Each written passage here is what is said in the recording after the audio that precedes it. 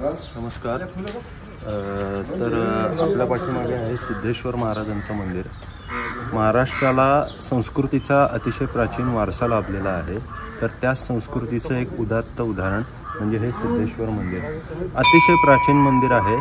तर या मंदिराचा इतिहास जर का समजा म्हणाल तर आमच्या या भागामध्ये संपूर्ण शेती होती आणि त्या शेतीमध्ये प्रामुख्याने तंबाखूची शेती इथं होत असेल आणि तेव्हा आमच्या पूर्वजांना इथं शेती करताना नांगराला कळस लागला आणि कळस लागला तर ज्या पद्धतीने तिथं आम्ही खाली खोदत गेलो तर तिथं हे संपूर्ण सिद्धेश्वराचं मंदिर आम्हाला सापडलं, आमच्या पूर्वजांना सापडलं।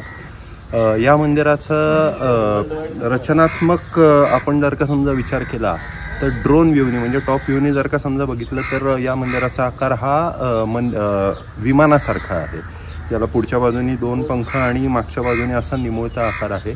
त्याच्यानंतर ज्या पद्धतीने सार्वभौमात्मिक मंदिर म्हणतात तसं इथं गर्भगृह, गोपूर आहे, नक्षीदार खांब आहेत। त्याच्यानंतर आतमध्ये वेगवेगळ्या प्रकारची शिल्प आहेत। आतमध्ये आपण जर का समजा बघितलं तर इथं समुद्र मंथनाचा देखावा आहे। तर त्या समुद्र मंथनाच्या देखाव्याचं कारण असं आहे की जेव्हा आपण आतमध्ये येतो तेव्हा आपलं सगळ्यात पहिलं लक्ष जातं ते मंदिरामध्ये कोरलेल्या सुंदर अप्सरांकडे। तर त्या परीक्षा लागलेल्या असतात देवापर्यंत पोहोचण्यासाठी।